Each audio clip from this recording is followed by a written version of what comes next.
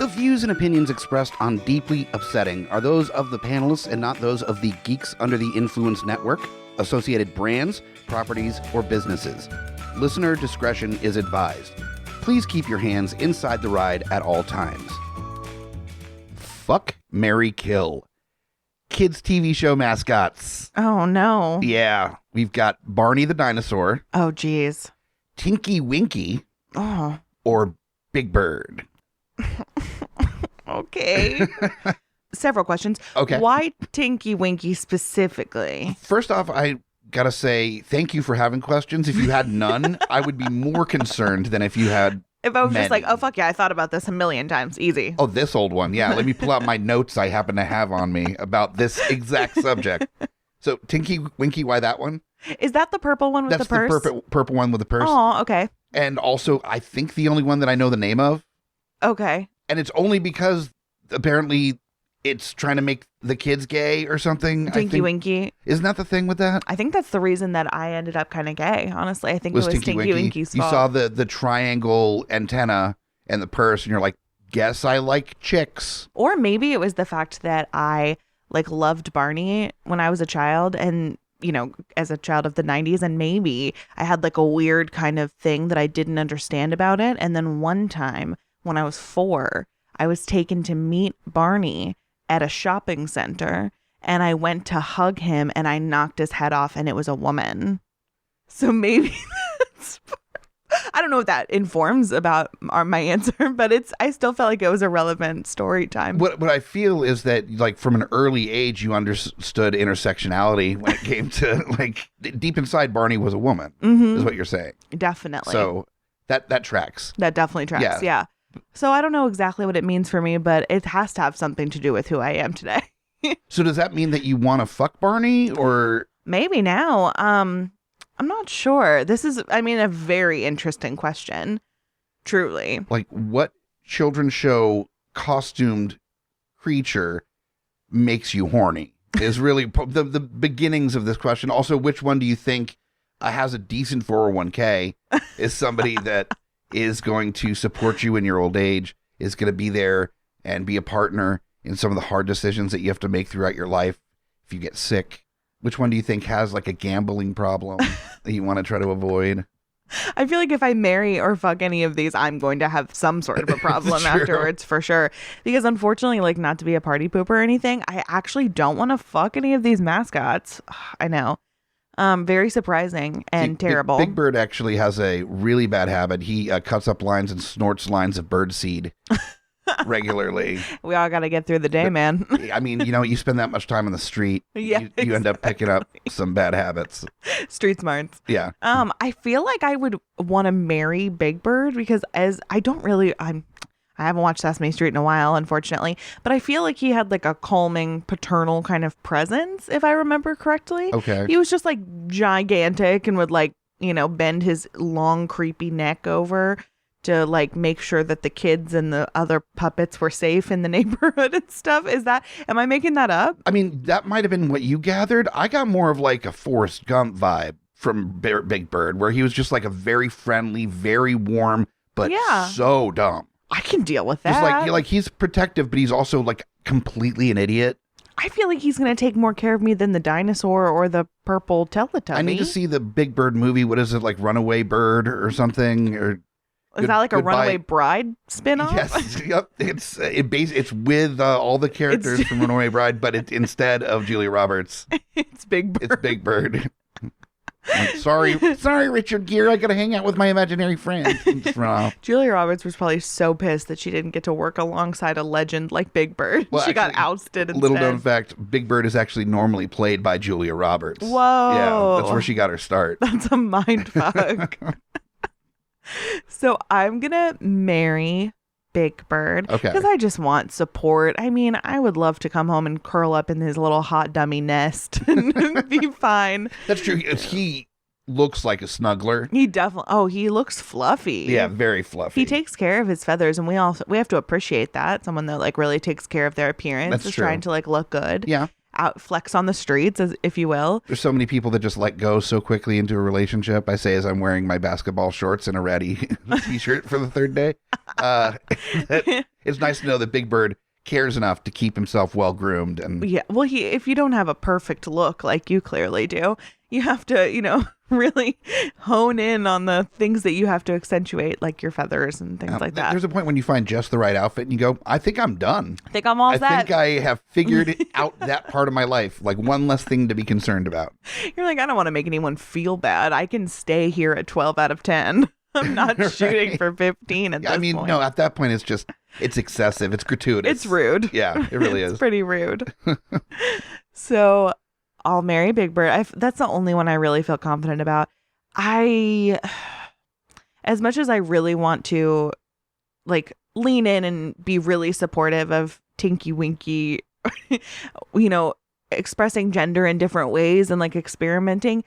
Also, the Teletubbies are fucking terrifying. They are I terrifying. Don't want to be around them at all. Don't they have like a sun baby? Isn't that a thing in the show? That the sun is like a baby. The sun baby is the least creepy part of the whole show. I'm It's sorry, a really like a cute screaming baby sun. Could you imagine every morning you wake up and the sun is coming out and it just wah, like I just don't remember screaming. if it cried or not. I feel like it just made those like happy baby dinosaur noises that babies do, where it's just like squawking.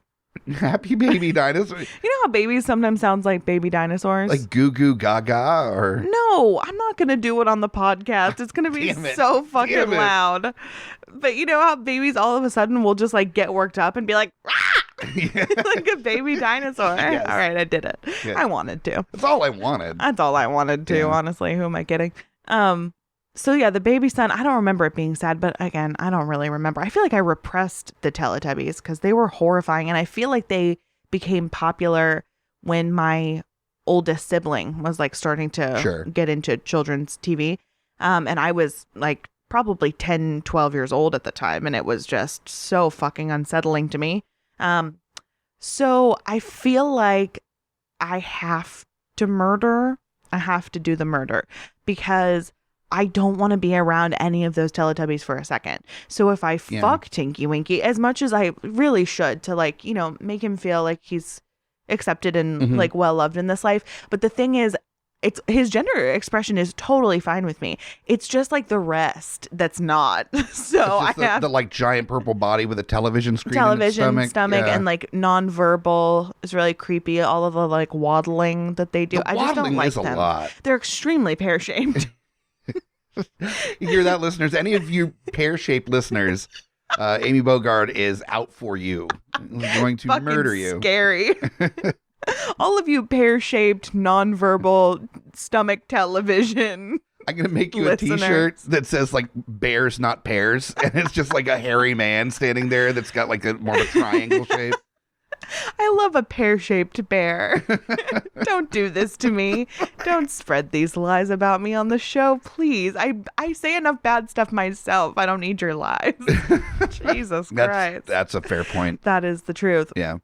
So there we have it. I'm going to have to murder the Teletubby. And honestly, if I'm there in like the fucking Teletubby hideaway, I feel like I'm going to black out. I'm going to kill all of them. So it's not even just Tinky Winky. You're like taking them all down. Now I'm trying to remember what the rest of them are. I remember one of them is Poe.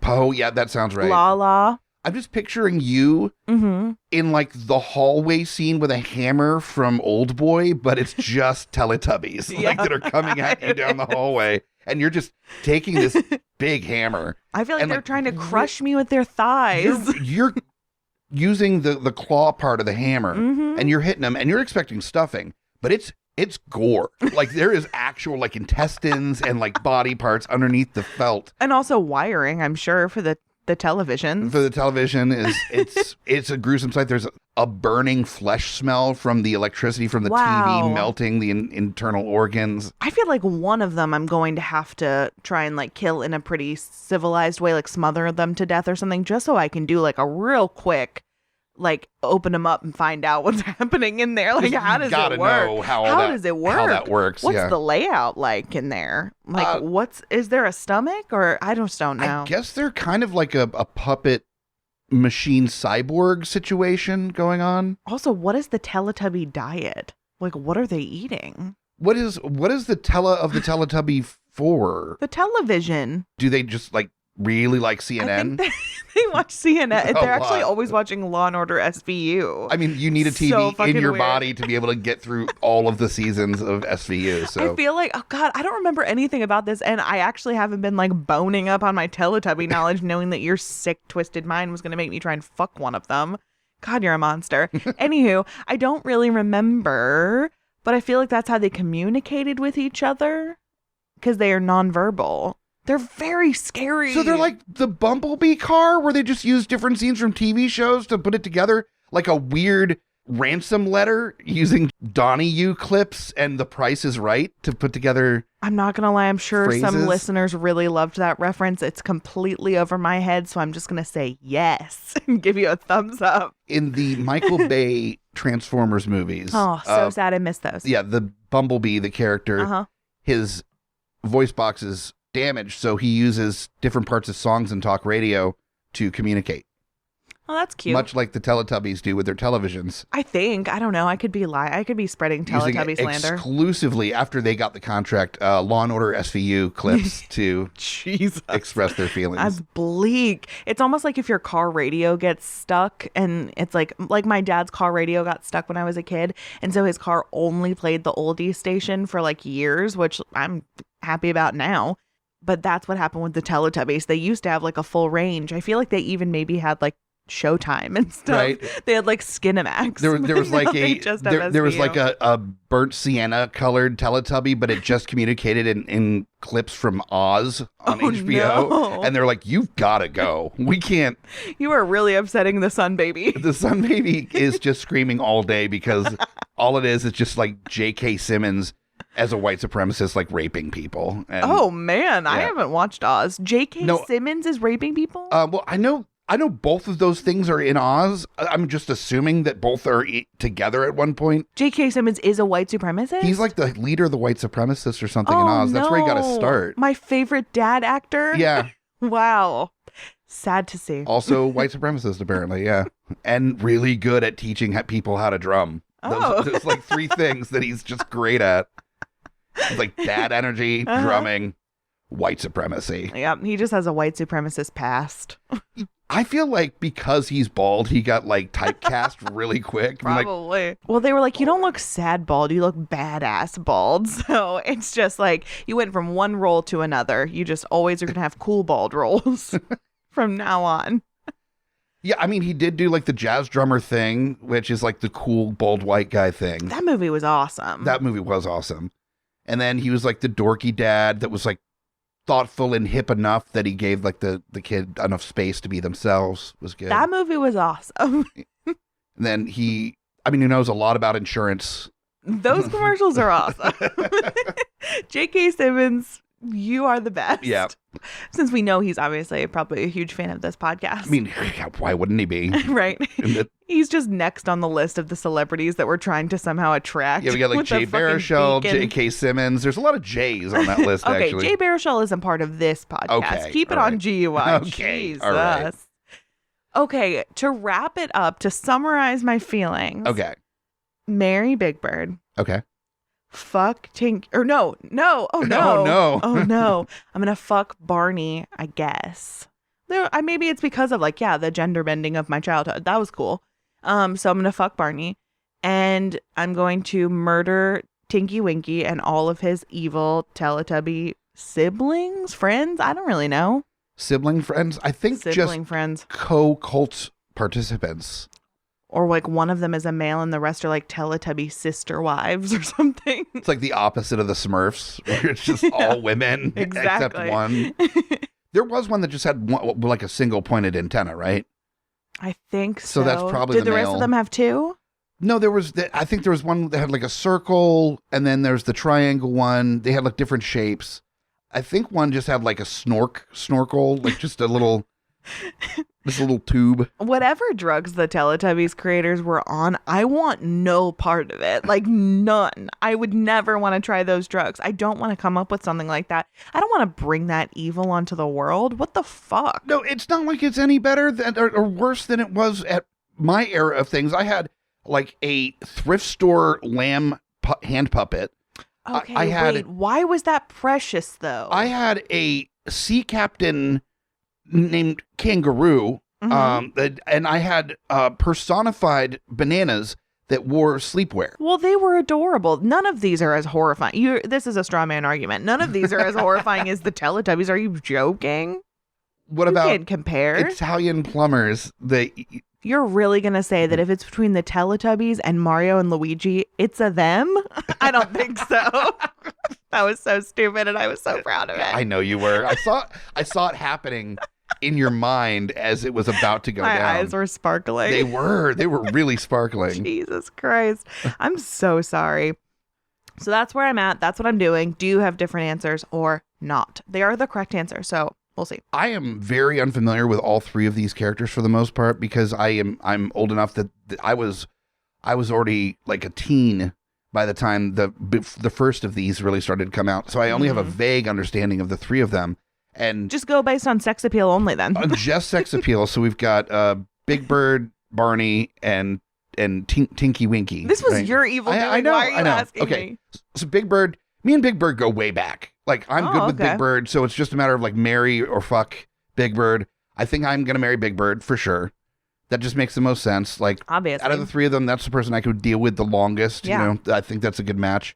And also, you know, if we drink a little bit too much wine one night, there's like a snuffleupagus that I might start seeing, and then there could be some like really sexy, like rekindle things kind of evening with that trunk, you know. How do we make snuffleupagus into like the next like term for a type of person? Where it's like, is it like a bear or like no, more like a snuffleupagus? No, type? I think it's like it's a bear, but it is also a unicorn. Like it's your third that you find, but it's a bear. Like it's a sweet. That's a snuffleupagus. It's a snuffleupagus. It's a bear unicorn. Okay, sorry. Carry on. Okay, cool. I feel like that's the best one for that. Yeah, I agree. Okay, so fuck and kill for Tinky Winky's. Yeah, I'm sorry. Like I don't want to fuck either one of them really. Oh God, no. But I can't. Not Tinky Winky. I can't. I don't even know what it like.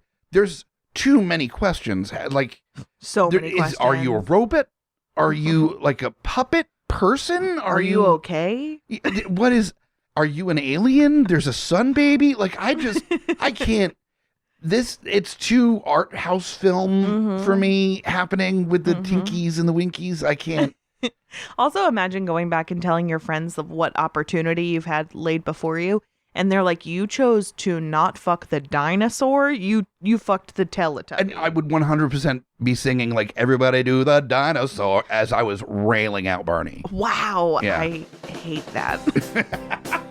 You had to do it, but I hated it every second of it. All right, well, no matter what, this conversation has been deeply upsetting.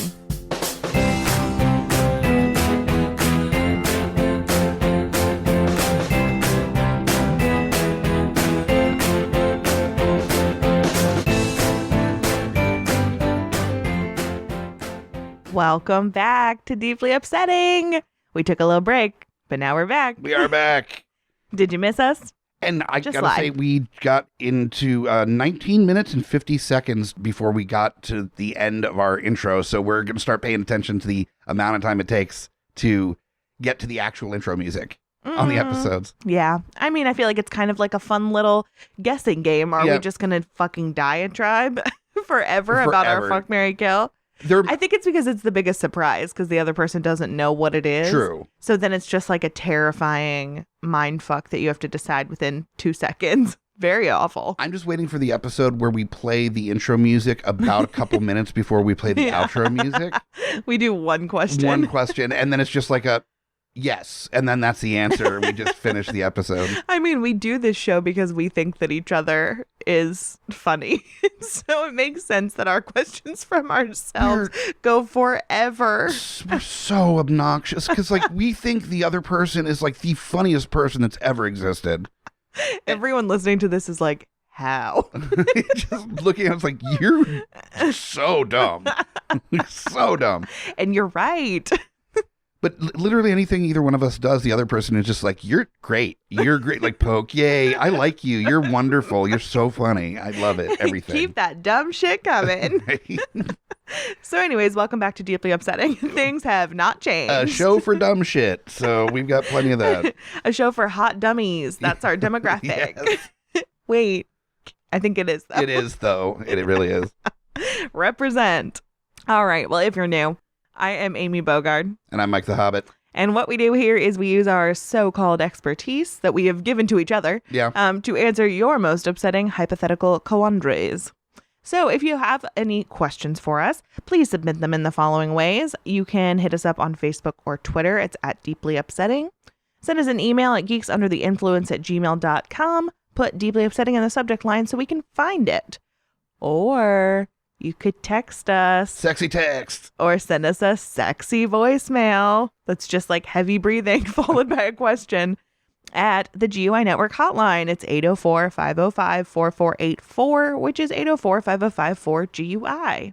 I love that. I also love that you put a little bit of cursive on quandaries. Oh, yeah. You just you did some tango with that. Yeah, just making it a little saucy so people want to submit. Yeah. So then they feel like they're hot, they're dumb, they're feeling sexy with the questions. They're just like laying on a nice, like, soft blanket on the floor in front of a fire, texting the hotline number, naked.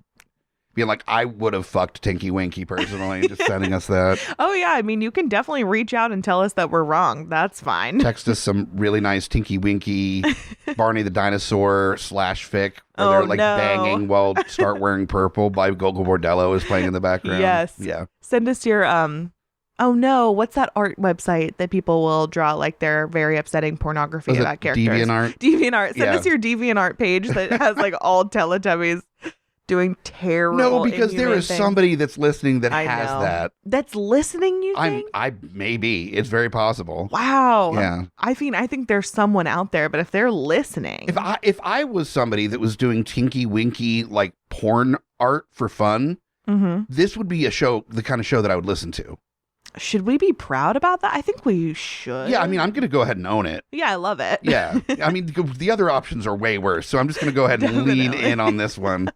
We have to accept who we are. We've got like the cannibal crowd. That they're ethical cannibals. They're fine. Yep. They hate Army Hammer. Yep. And then also the Tinky Winky / fic crowd. So I'm sure that we could have actually lost them when I said that I would never consider fucking them, and I wanted to only murder. If we see our numbers dip, I know why. There we go. We know the truth. Yep. All right, let's ask the first question. And the first question is from Bruce McCraw. He asked, if you're the host for a symbiote and you have sex with someone, is it a three-way? So this is a Spider-Man related question, and it's good timing with the new Venom movie coming out. The symbiote is basically for those that aren't aware, the creature that ended up taking over Spider-Man and gave him the black suit for a little while. And it was basically a parasite that drew energy from him and took on some of his characteristics later, even when he got separated from Spider-Man. So it's a parasite, basically. Yeah. So you're a host for a Venom, basically, and you are having sex with somebody. Is it a three-way? I think it really depends on how much effort the symbiote is doing. Like, if the symbiote's just like hanging out, that's almost kind of a cuckold situation. Or if you're hanging out and the symbiote's doing all the work, that's definitely a cuckolding. Right. Like, how much awareness do you have of what's going on when the symbiote has taken over, you know? Yeah. Well, and I think that depends on the length of time that you've had the symbiote. So I think it really goes from, I would say, early beginnings when you still have a lot of control over yourself. The symbiote's there and has control of itself to a degree, but you're the one that's kind of like steering the ship. Right. You're mostly in control, so it's kind of a cuckolding with the symbiote being the one that's kind of like sitting in the corner masturbating. You know, that's just kind of like hanging out, not really engaged, not doing much. Right. On the other end of it, when the symbiote has started taking control and changing your mood and really starts driving the ship, then you're the cuck at that point. Unless everyone's just having a good time, and then it is a three-way, I suppose. Yeah, if there's a point where like the symbiote and you and the partner and everybody's like, let's just have a party. Like, that's great. Yeah, absolutely. I'm super down. But I think you can't avoid a place where you have kind of equal control at one point, right? It's square in the middle, this little sweet spot or that is true three-way action where the symbiote, you equal control over everything that's happening. And yeah, that's when it's go time. That's three-way time.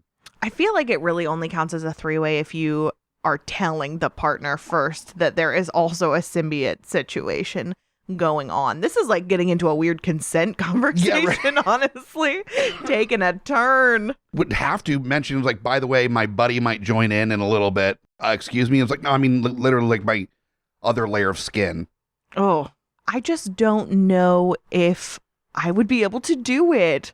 So unpredictable. I mean, you barely know who you're having sex with to begin with, especially if it's like at the beginning. True. And then they're just letting you know, like, hey, somebody else might pop in for a sec. No. Mm-mm. Well, this isn't a situation where you find out that, you know, the person that you were dating has like a low level drug problem, and you're just like, okay, I don't know about this. Like, this seems like a little bit much. And I'm not talking weed, like an actual drug problem. That's different than literally there's another creature that's attached to your body. Like, right. There's a different level of like, don't know the person. Right. Like, you literally don't know the part of the person. Exactly. Like the creature attached to the person. Exactly. Yeah. So I don't know. I mean, I feel like if you can get a true consensual three-way situation going on, then more power to you. Because I get it. You want to get laid even though you have a symbiote. Like, I understand. But, that just opens some very questionable doors. Yeah. I can just imagine the conversation was like, yeah, before we get like moving forward a little bit, there's something that I gotta tell you. And they're like, oh, okay. Stuff gets passed around thinking it's like an STD. And it's like, well, I mean, kinda. It's a little more hardcore than that. Like, oh no. Like, okay, well then we gotta, no, I have a symbiote. I have a venom on me. They're like, oh, okay. Wow. Then you meet that one person that's like, oh. Ooh, Okay. and that's when you know it's go time. Yep. Absolute go time. So yeah, I think consent is probably the primary key, and then finding that sweet spot where you find the right person that's down to pound. Jesus. Instead of we are venom, it's we are double penetrating. No. I think is how it goes. Shall we move on to the next question? Yeah, I think we need to. I think it's important. So the next one here comes from Chris Porter, and the question is, what secret troubles do Saturday morning cartoon characters struggle with? For example, the Ninja Turtles' depression from isolation, or Shaggy's talking dog hallucinations. So what are some other Saturday morning cartoon mental health issues or problems that they run across? First of all, the Shaggy's talking dog hallucinations is so depressing to think about. It's so depressing to consider at all. It's like a Son of Sam situation. Yeah, that's a lot. Or like, is he doing more serious drugs we don't know about? Shaggy's just been on like angel dust this whole time. Right? He's like on ayahuasca, just like having a good old time in the back of the van. We're like, well, I don't know, Shags or Goobs. Yeah. And everybody's just like, God, I mean, we can't leave him alone. So I guess he can come with us to like our fixer-upper that we're flipping. Yeah. And he's like, there's ghosts. And like, we're literally fixing the house. We're trying to sell it. I guess another one would definitely be, I don't know. I'm worried about Popeye. I feel like he is taking performance-enhancing drugs. He definitely is. For sure. He has like body dysmorphia or something because he's like continuing to pump and he's only eating spinach. That can't be good for you. Well, it's like spinach protein powder is what he's gotten to. And he says that's why he's getting so ripped. Right. But he's only getting ripped in his forearms. Yeah, what is the deal very with that? Strange. I'm thinking probably like silicone injections to make his forearms look bigger than they actually are. And, you know, his fellow crewmen, you know, his Navy guy, are really concerned about him. Yeah, and Olive Oil is teensy. She is small. So I don't know. I just feel like there's some body image stuff going on between the two of them. I have a feeling they may have met in a support group for like, you know, body issues. Olive Oil might have been like anorexic or bulimic. Yeah. Popeye has some like dysmorphia stuff going on. And through supporting one another, they fell in love. Yeah. And then Bluto is just Olive Oil's ex that took advantage of the fact that she had so many issues with her like image and used that to kind of put her down all the time so she would never leave him. Terrible. Yeah. Terrible. And then we've got, I'm trying to think of the ones where, well, there's Tom and Jerry. Sure. And then there's the Roadrunner and the Coyote. Yes. Okay. Jerry the mouse and the Roadrunner definitely like into some very serious torture kind of stuff. Like there's anvils being dropped on people's heads, or coyotes' heads. Yeah.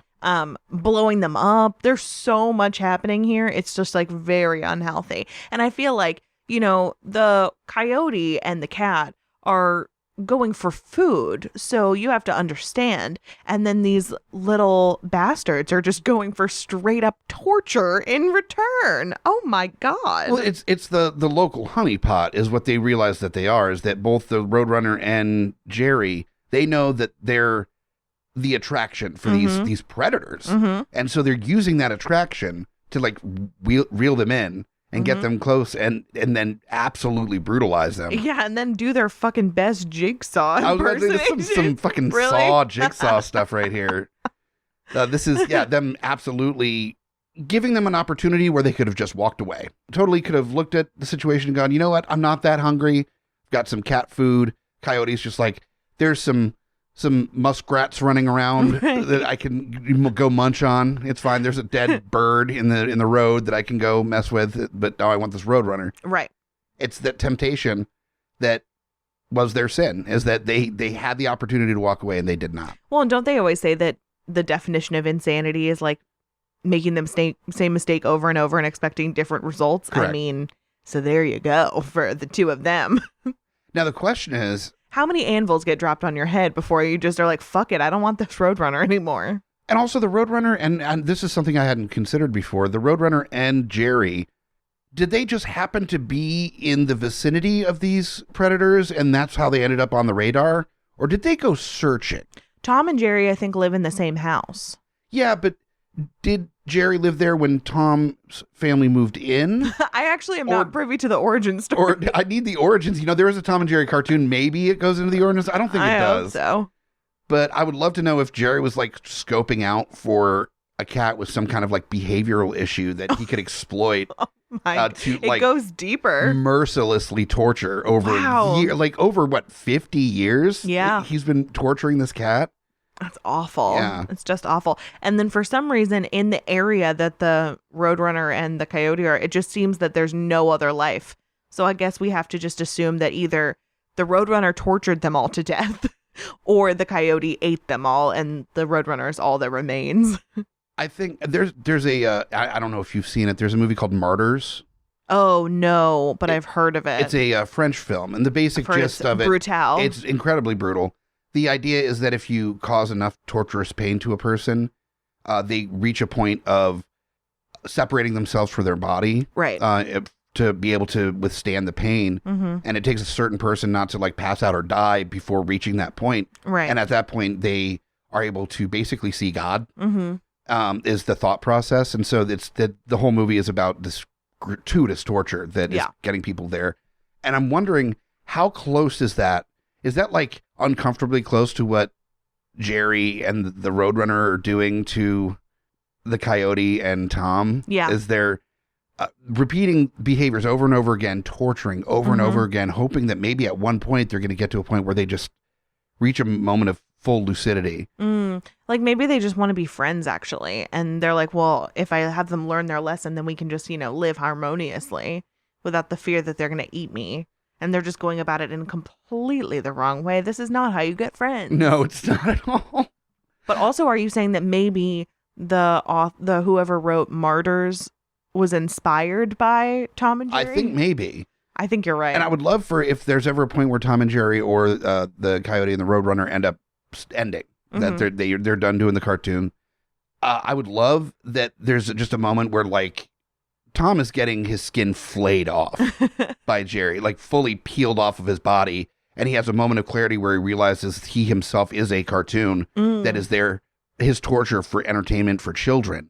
And he like looks through the screen to the people watching him. Breaks the fourth wall. Breaks the fourth wall. Oh my God. And becomes aware of himself and aware of the reality of his world. And then he meets God. And then he meets God, which is literally the illustrator of the cartoon that is drawing him. Or he meets God and God looks exactly like Jerry. And then it's like so fucked up. Oh, no. Because how can you trust? So we got we went deep in Tom and Jerry and Roadrunner, but we got Ninja Turtles isolation I've thought about issues. this a lot. We've got, I'm trying to think of Saturday morning cartoons because it's been so long since that was a thing that existed. Know. And I'm really drawing a blank on, I watched tons of cartoons when I was a kid and I can't remember any of them. I know. Those were the ones that came to mind. Well, there was, of course, there's the Snorks, which was the underwater version of the Smurfs. Oh, wow. But that's been done where they clearly have cocaine habits. They have a Coke straw on the top of their head. So that's, I think that's a Dennis Leary joke, I think. But then there's the Smurfs, if you want to get into the Smurfs. And that's like a weird ethical polyamory kind of thing happening because there's only one girl Smurf. And yes, before anybody fucking ats me on Twitter, I understand that Smurfette was an experiment by Gargamel in order for her to infiltrate the Smurfs, in order for him to find out where they are and kill them all. I understand. I know the fucking mythos. Okay, so don't fucking come after me. He knows the origin story. I know the origin story. I saw Papa Smurf Begins. Like, I know how this story starts. There's got to be some darker shit happening in that village. Definitely. Like, there's some weird, like, kinky ceremony stuff happening there. Also, do we know what they eat? I know they like live in mushrooms and shit, but like, do we know what they actually eat? I'm not up to date on my Smurf mythos anymore. It's really a shame. The thing is, it was always just assumed that they eat like, vegetation in the forest and shit, but I don't, these are like high energy creatures. They, I think might require more protein. And something that was never shown in the cartoon is just like blood dripping down the jowls of these Smurfs as they like land piranha, like take down small squirrels and rabbits. Huge misstep, honestly. Really. When it comes to the script. And man, why isn't this a movie that somebody wrote where it's like a Smurfs movie, but they act like land piranha, where you walk into like a thicket that's lousy with Smurfs and they pick the bones clean in like 2.5 minutes. Wow, talking a lot about picking skin off of things. That's the theme of this episode, Great. I think. Yeah. Wonderful. Totally separate, but just another cartoon that came to mind. Do you think that George Jetson was either having an affair or, more likely, honestly, just sexually harassing their like hot robot maid? Oh, George Jetson was fucking the maid. You think so? Oh, definitely. You think that there was like a relationship happening? There was definitely like he found the nozzle on the vacuum cleaner attachment that came out of the maid and was like, I'm good. Jesus. Like, they've been in a loveless marriage for years. You think it's loveless? I think they care about each other, but I think that they've just gotten so much in like parenting mode. That sucks because Judy's been keeping it tight. She's a hot piece. Yeah, she's great, but also George is just so burned out. Like, he's been beaten down so hard by his job at Spacely Sprockets. He's been like wow, you remember a lot more about this stuff than I do. Jesus. Spacely Sprockets have just actually like dehumanized him to a degree where he doesn't feel like a man. He doesn't feel like he is doing what he can to like provide for his family. He keeps asking for raises. He never gets them. Oh, and talk about the isolation of living in that little space station thing all the time. Yeah, total isolation. I mean, that is the future with social distancing and having plastic covers on everything to prevent from disease. Are you saying that because you're scared of it happening, or because you're really hoping that one day you'll get to fuck a robot maid before you die with consent? Well, yeah, I mean, I hope so. I don't know. I thought that George Jetson could have actually just been like a sexual harasser. And she's like, I'm just trying to do my job, man. Like, please.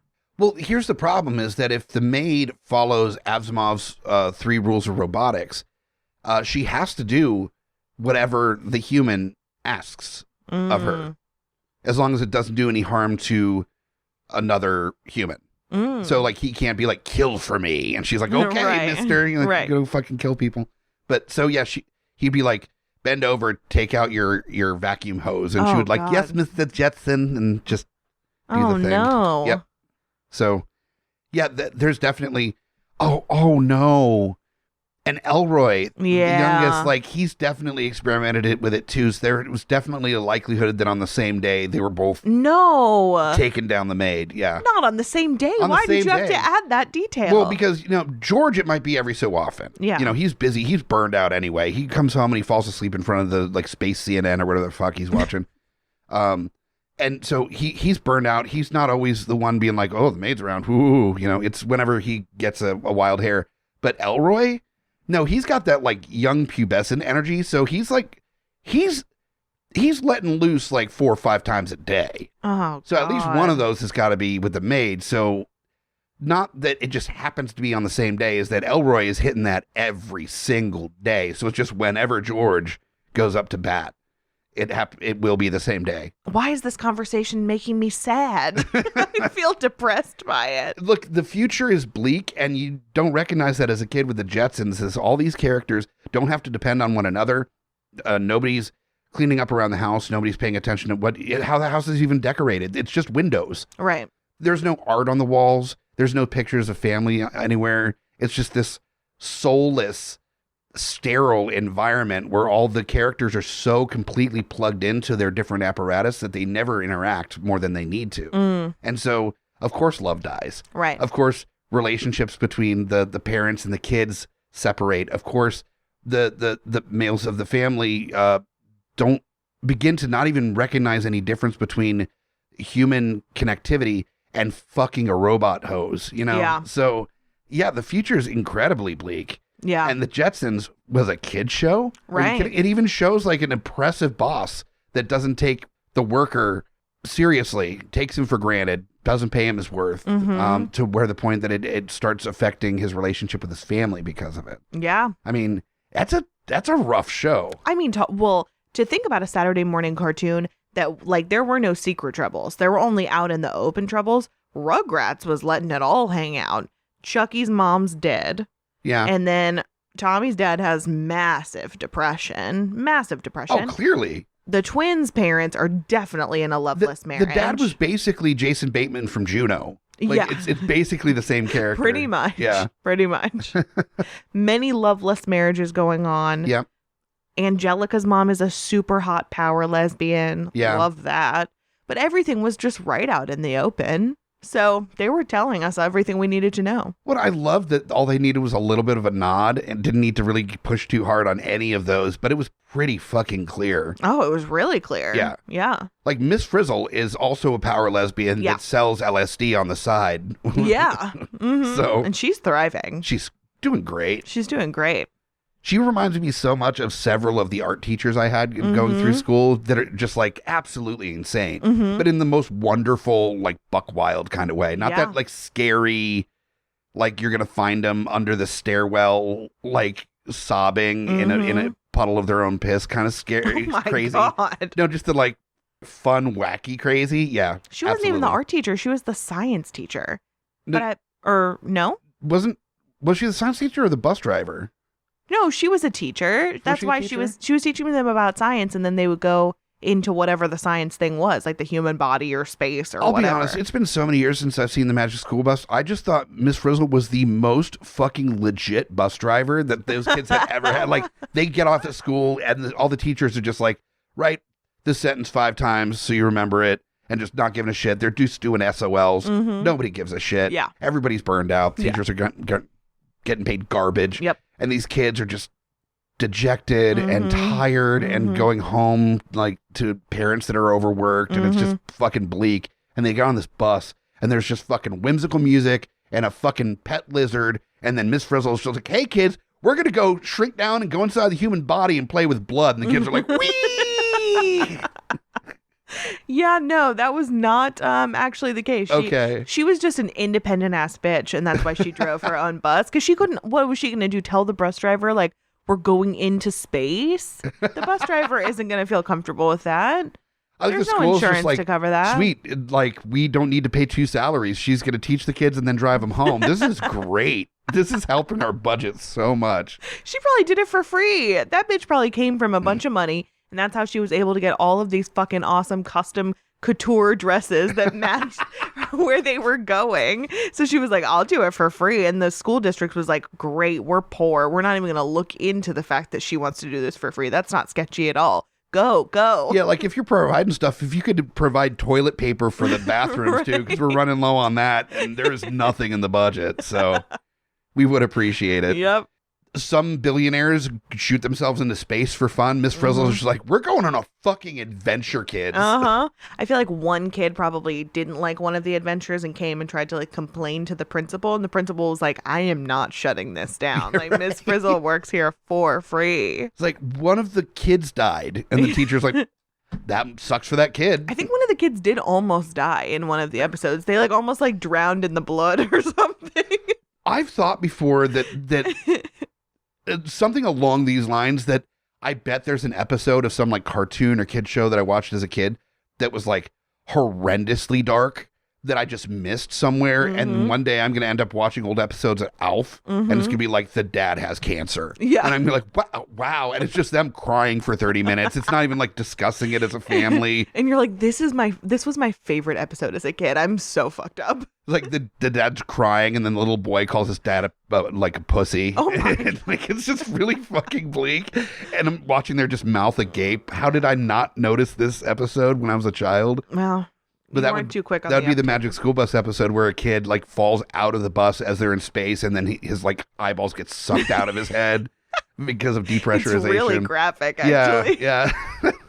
Miss Frizzle comes off She's the bus like explaining it. holding the corpse of the child as she walks off the bus and like drops to her knees on the grass outside of the school, just sobbing. Look, I got it back in, but it was too late, Johnny. Just And she still doesn't get fired. nope. They're just like, well. Only one out of all of those kids. It's like problem is that Johnny still owed us like $18 for the lunch program that we're just never gonna get back now. Miss Frizzle, you pay up. Yeah, if you pay the $18, You then we'll can just keep your job. keep this quiet between us. Also, all of your kids are getting like fully 100 on the science SOLs. We don't know how you're doing it, but just keep on doing it because we need that sweet, sweet SOL cash. I would love to see them talking to a science professor in college after they go to school with Miss Frizzle for science. Yes. And they're like, how does science work? Like, let's talk about astronomy. And it's like, well, I've been to Neptune. And then he's just like, can you just be quiet? Because I'm so sick of these fucking weird stories you're telling me. Like, no one cares about your weird imagination that I this magic surfed on a teacher- white blood cell. Yeah, right? Like, what? No, you fucking didn't. The white coats come in and like take the kid out of class. I like how neither of us remember a single thing besides them going to space and going into someone's body. That's it. That's the only ones we have. Well, those were the most, magical episodes is when they got shrunk down or went into space. So There was every episode. they went into like the jungle and stuff too, I think. That's cool. Why are you shitting on the jungle? No, I don't have like a weird bone to pick with the jungle. You Like, were sneering at the jungle. you know what, jungle, go fuck yourself. Fucking overgrowth. You're not space. Yeah, you know what's cooler than you? Literally anything. The desert doesn't have shit, still cooler than you, so. You know what the desert doesn't have? Fucking mosquitoes. Go fuck yourself, jungle. Jesus. The truth really comes out about your jungle feelings. Good Lord. In the end, even if it may have cost me my life, I would have absolutely been down with Miss Frizzle as a science teacher. That would have been God, absolutely. I would have died for a cause. great for her cause. Yeah. Now, much like Popeye, He-Man definitely has some steroid use issues as well. Yeah, definitely. Like, there's no way that was magic. A magic sword. Cool. No, it's not. No, it's not. We're all mature enough now. You can tell us. Yeah, right. We want to know the truth. We've gone at length on this question We here. sure have. I think we got time for one more before we get out of here. We're going to ask a great little simple question from one of our favorite people, Holly Macabre from Hell Kitten Apothecary. How would the world be different if our butt cracks were horizontal instead of vertical? Oh, I mean, shitting pancakes for sure. I mean, Yeah. yeah. So much more surface area, it feels like. I guess not, but it feels that way. Chair sitting would have to change, right? I would think so. Because you'd have like a double bump situation happening. Like it'd be vertical. And so there'd only be just like the side of one butt that would be in the chair region. Yeah. So there would have to be more of like a U shape to the seat instead of just a flat surface. I feel like there's definitely going to be a lot more pear-shaped. So, I'm out. There's no place for me in this world. No, you're just standing anywhere we go. It's like, do you have a beanbag chair? Much more beanbag chairs, which not mad about. Depends on the quality of the beanbag chair. I don't want that nonsense, like cheap plastic feeling cover beanbag chair. I want that like big plush. No, yeah. Fabric-y. In this world, I think one of the biggest differences is that rather than like Jeff Bezos owning all of our hearts and souls, it's the founder of that love sack company, the like overpriced but super comfy beanbag chairs. Oh, like the really big ones? Yeah. Yeah. Or you could get like a beanbag couch and like a beanbag bed. Which just, that's too much comfort. I don't need that. I know. I wanted my one life. so badly in high school, but now that I think about it, like I wouldn't have gotten anywhere in this life. I would have gotten nothing done. I wouldn't have had any muscles because my body would have just completely atrophied. Oh, for sure. And I'd just be this weird mush puddle of a person inside a beanbag chair just going, I wonder if anyone's ever actually sued the Lovesack Corporation for how much they didn't get done when they were just living in their beanbag. I'm sure people thought about it and then realized having to look at paperwork where it's like their name versus Lovesack. Yeah. They're like, no, I can't put myself I can't take through. on big beanbag. Not so. Yeah, you're not big enough to take down big beanbag. No one is. No one is. Besides that, I think because of the pressure of the upper cheek, if you were trying to squirt out a fart, not squirt out. No, we don't. No. We don't like that. Not really. Okay, if you're trying to sneak one out, there we go. The pressure, much classier. The pressure of the top cheek there. I mean, you're getting some bounce in that fart. Oh, so true. Farts, I feel like would be a lot louder. So much. I don't know if silent farts would exist anymore. That's a scary world. That is a very scary world. That just loud. Unless it just gets normalized to a point where everybody's just used to hearing people fart. You know what? That would actually be kind of nice. Just waiting at the bus stop, and it's just this fucking symphony of farts. Fart cacophony. Fart cacophony. All the time. This beep, beep, as you're just waiting for the bus. Nobody cares one bit. If anything, they're like judging, like, oh, wow, that was a good one, Steve. Thanks. In this society, women are so much more powerful because they no longer need to live in fear of expressing their farts in the world. The glass ceiling was broken so long ago because of the fart situation just being a non-issue now. Wow. Who knew that was the one thing holding women back? It wasn't misogyny. It wasn't like institutional sexism. Yep. It was literally being able to fart whenever they want. Horizontal butt cracks are the key to a feminist dreamscape. Yeah, yep. Absolutely. I'm on board with that. I know that I'm not the only girl that had fart anxiety her entire life because I was taught that girls don't fart. Yeah, I'm sure. If you want to text us on the GUI hotline for support, I'm right here with you. And I'm still working on it. Like, how would a thong work?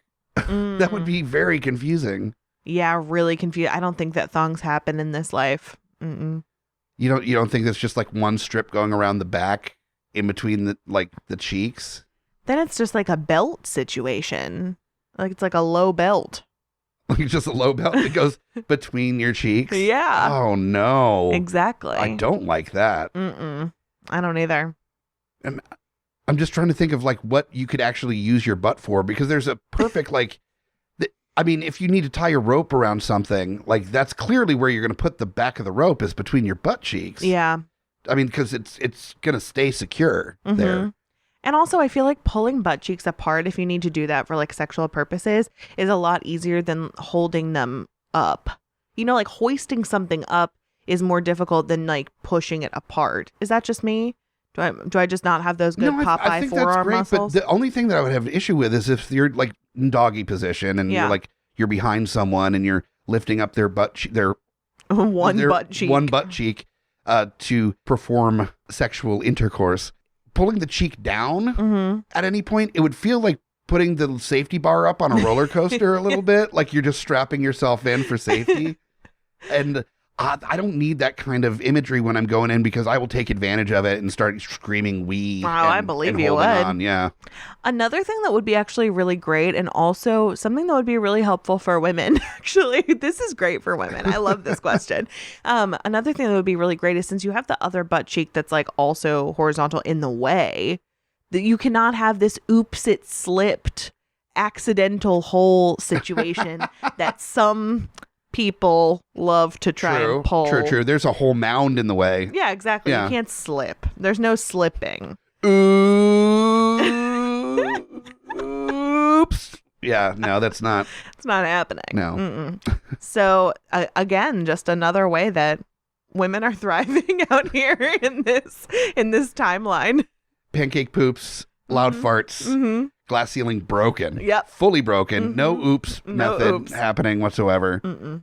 I think there's some real hope for a vertical butt society. For all the brilliant scientists listening, do we have the technology? Please sound off. I've developed a formula to cure cancer, just get rid of all disease, to make vertical butts. Feminist scientists for horizontal butts. Goodbye, oops method. Hello, vertical butts. Horizontal butts. Or horizontal butts. Yeah, see? The future looks very bright.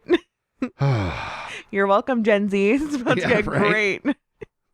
All the ass-eating Gen Zers are just like, I mean, if I got to tilt my head, I got to tilt my head. This is still happening. Like, it's fine. You can just put my entire head in between. Like, just put it right on an angle. And I think that there's no other way to wrap up the show. No, that's perfect. I think that's that visual alone. It's important that we end on that note. So anyways, if you like the show and you'd like to show other people in the world that you like the show, that's awesome. Buy our merch, and then you can wear your pride anywhere you go. Deeply Upsetting gear is available on our TeePublic page. The link is at guipodcast.com/store.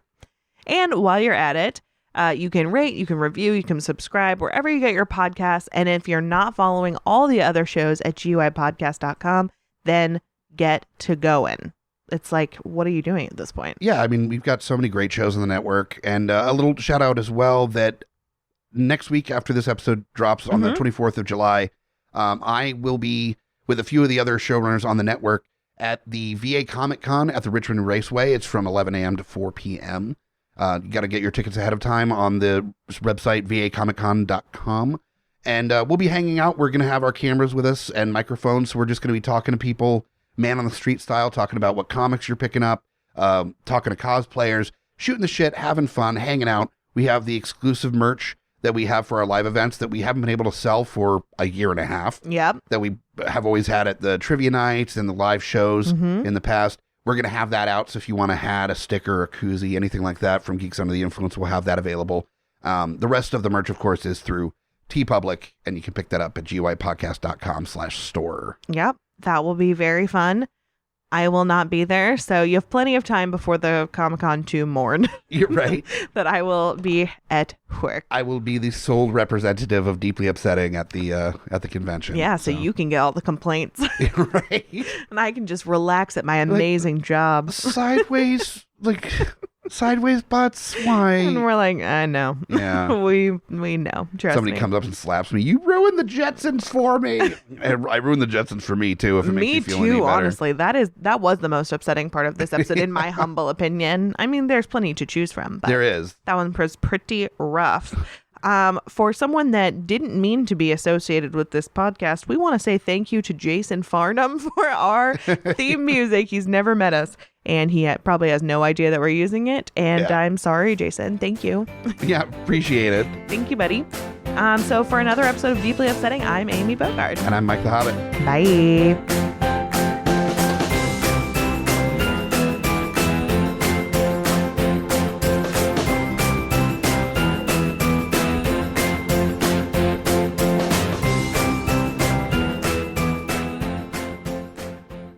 guipodcast.com